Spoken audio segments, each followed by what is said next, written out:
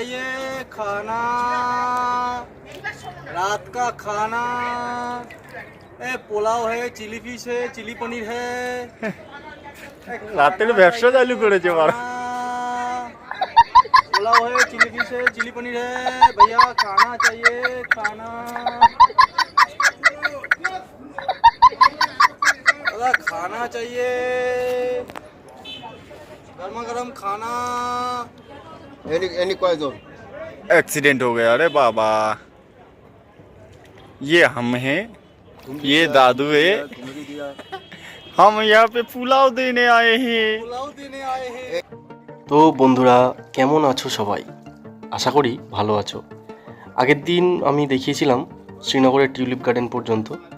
তো সেই tulip garden থেকে ঘোরার পরে রাতের বেলায় আমাদের শিকারা এবং হাউস বোটের ব্যাপার ছিল।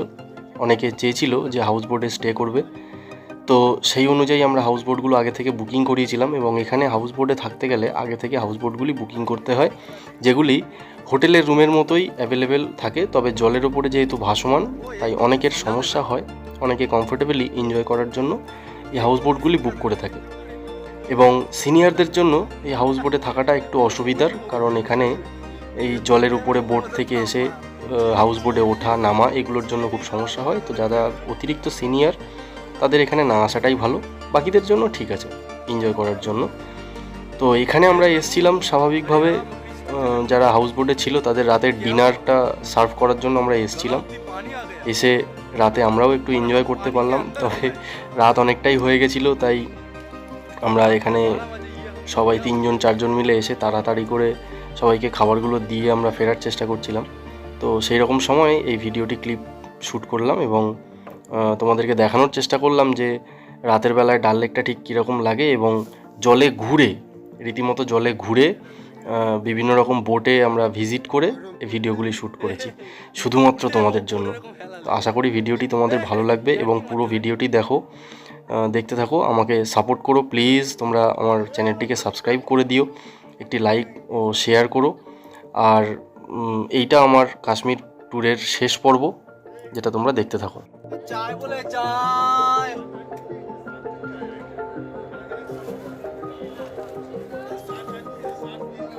चाय बोले गर्मा गर्म चाय चाय बोले।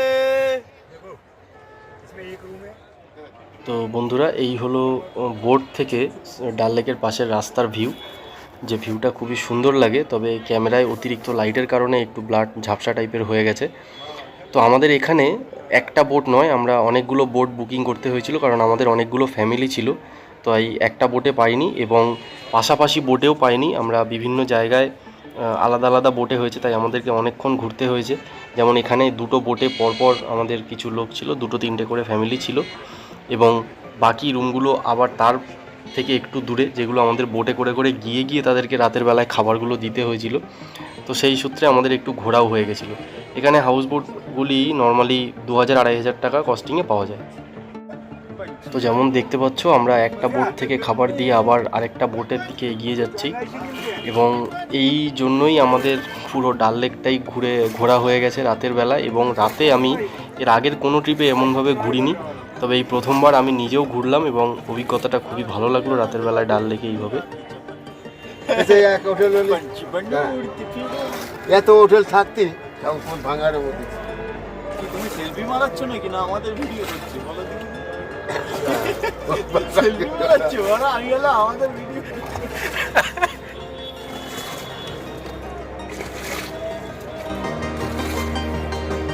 আমাদেরও একটা শর্ট ভিডিও করেছি, এক্ষুনি ভিডিওটা নিলাম।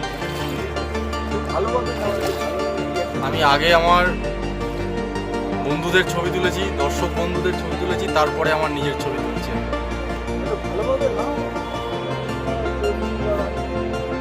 বাপের জন্য তো টাকা দিয়ে আসতে সেই। তো বন্ধুরা যেমন দেখছো, পরের দিন আমরা সকালে হাউস বোট থেকে সবাই ফিরে ব্রেকফাস্ট করে, হোটেলে ব্রেকফাস্ট করে আমরা বেরিয়ে পড়েছি পেহেলগাঁওয়ের উদ্দেশ্যে।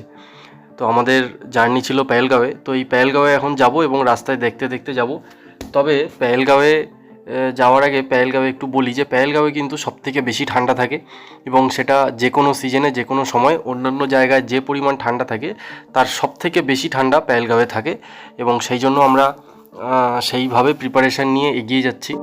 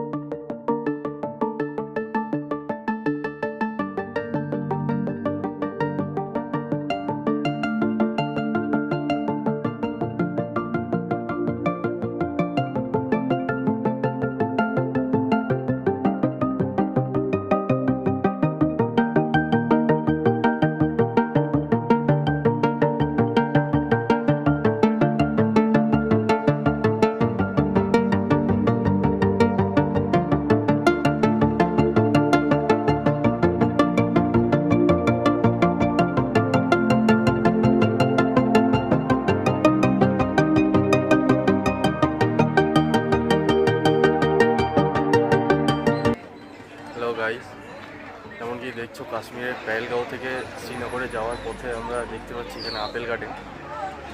তো এখন এই আপেল গার্ডেনে ঢুকেছি, আপনাদের সবাইকে দেখাচ্ছি আপেল গার্ডেন। আপেলের এখন এপ্রিল মাস, তো এপ্রিল মাসে সবে গাছের পাতা হয়েছে আর ছোট ছোট ফুল এসছে। ফলগুলো হতে হতে মোটামুটি সেপ্টেম্বর অক্টোবর পড়ে যায়। তো এই সেপ্টেম্বর অক্টোবর হলে তবেই আপেলগুলো বড় হয়। দেখছেন আমাদের একটা গ্রুপ আছে, পুরো গ্রুপের সাথে এসেছি আমরা। এই হলো ছোট ছোট ফুল এসছে।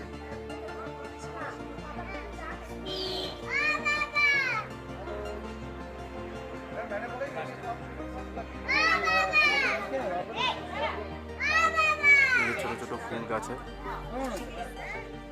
পুরো গাছ ভরে গেছে ফুলে।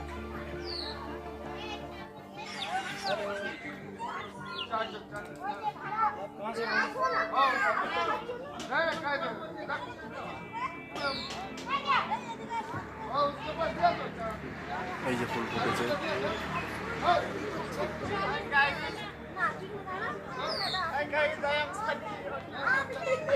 পুরো গাছে ফুল ভর্তি, পুরো গাছে ফুল। তো যেমন বলছিলাম বেশ প্রচুর গাছে এখানে ফুল এসছে। যেমন দেখতে পাচ্ছি এই যে এটা আপেলের ফুল,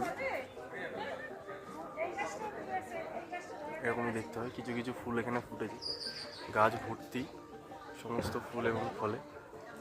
কিছু ফুটন্ত ফুল দেখায়।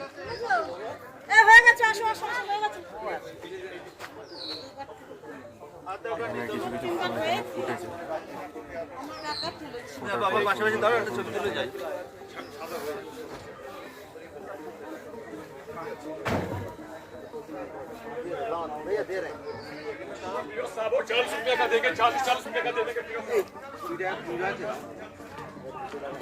এটা হলো অফুরন্ত বাগান, যেখানে পিছনে আরো অনেক গাছ হয়ে গেছে।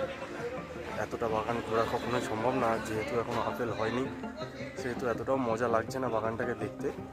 তাও একটা আনকমন জিনিস, আমরা আপেল ফল তো সব জায়গা থেকে, ভারতবর্ষের সমস্ত জায়গা থেকে বসে খাই, কিন্তু সেই বাগান তার গাছ কেমন হয় সেটা একটু তো দেখা উচিতই ফলের আগে। আমি পরে সুযোগ পেলে আপনাদের নিশ্চয়ই দেখাবো যে ফল হওয়া অবস্থায় গাছগুলোতে ঠিক কেমন লাগে। এখানে দেখুন আমাদের যে গ্রুপটা আছে, গ্রুপটা পুরো ছবি তুলছে, সবাই নিজেদের মতো ছবি তুলছে, ঘুরছে ফিরছে।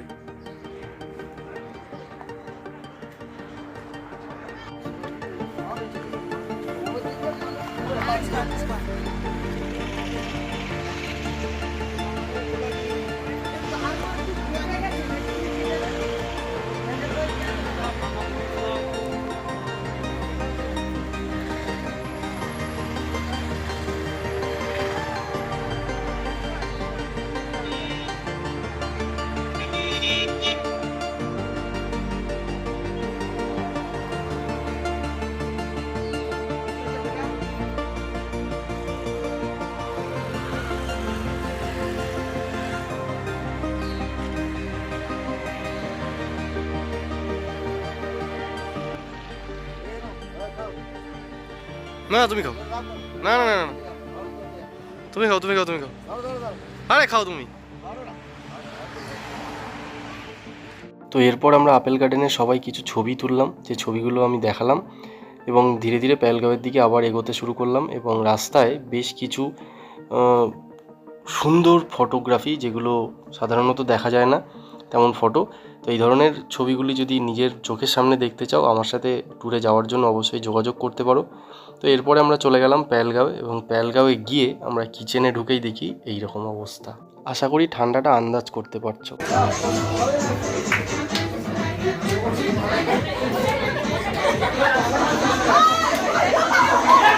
আমাদের প্রত্যেকটি ট্রিপে পেহেলগাঁওয়ে আসার পরে আমরা একটি করে ফায়ার ক্যাম্প অ্যারেঞ্জ করি, এবং যেখানে সবাই সুখ দুঃখের গল্প করে, নাচা গান করে, সবাই মিলে আনন্দ হই হুল্লোড় হয়, এবং স্পেশাল খাবার রান্না হয়। যেদিনকে খাওয়া হয়, খাওয়া দাওয়াও খুব জোর থাকে।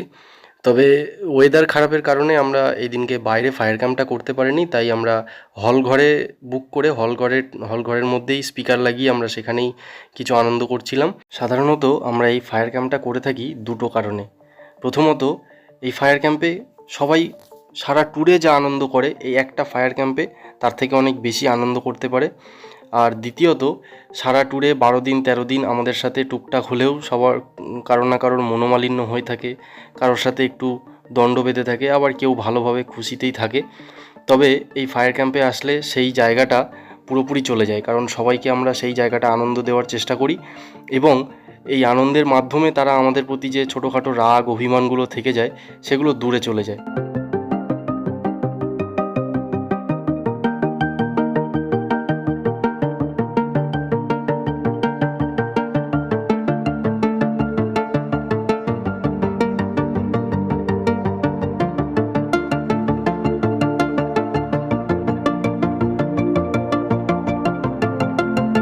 পরের দিন সকালেই পেহেলগাঁওয়ের লোকাল সাইট সিন থাকে, তাই সকালে ব্রেকফাস্ট করে সবাইকে ট্যুরে পাঠিয়ে দেওয়া। এবং বাজারে বেরিয়ে আমি এরকম একটা দৃশ্য দেখতে পাই।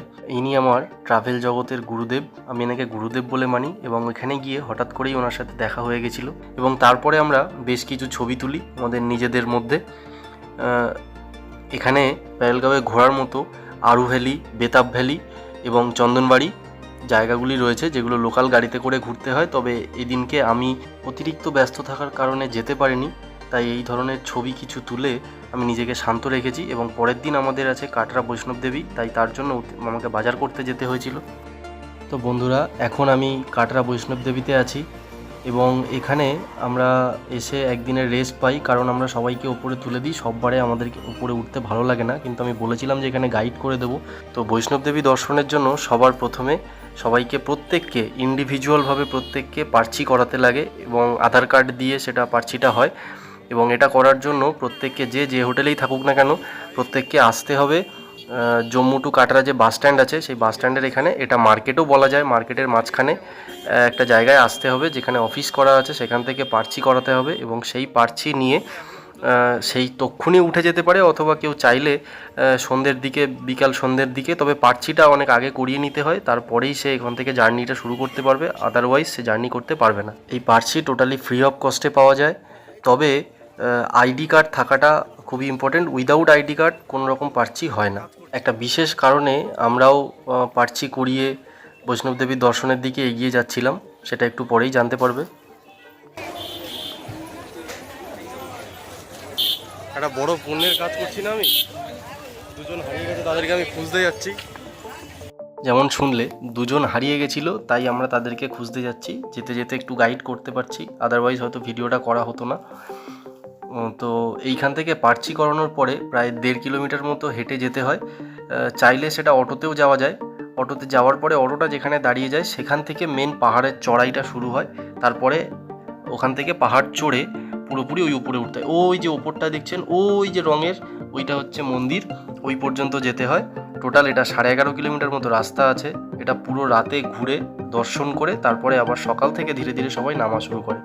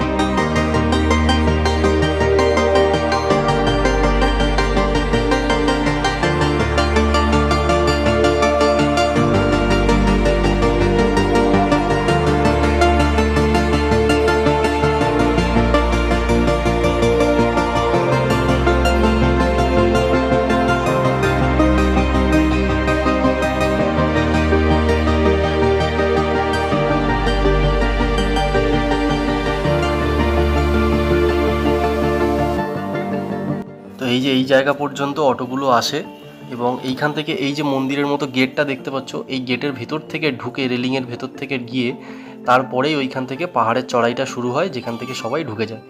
এবং আমরা ভেতরে আর ঢুকিনি, আমরা নিচের আউটসাইডে এক্সিট গেটের ওখান থেকে ঢুকে একটু খোঁজখবর করছিলাম, কারণ আমাদের যে দুজন হারিয়ে গেছিলো তাদেরকে আমরা খুঁজে পাচ্ছিলাম না, সেই জন্য আমরা খোঁজার চেষ্টা করছিলাম। এবং এখানকার যে